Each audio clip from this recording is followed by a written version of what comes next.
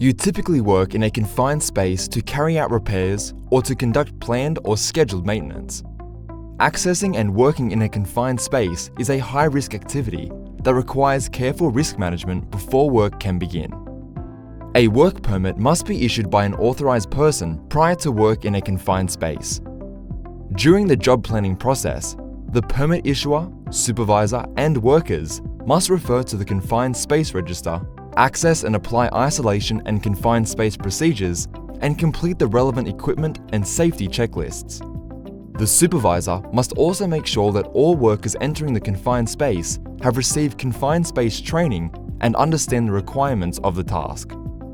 Workers entering a confined space must be fit for work, not affected by drugs or alcohol, and wear the appropriate PPE.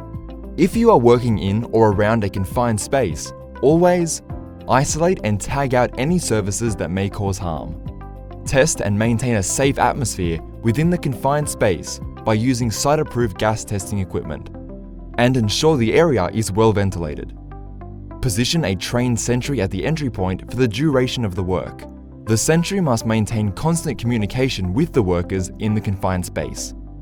Ensure all workers sign on and off the work permit. And have emergency rescue and retrieval equipment at hand.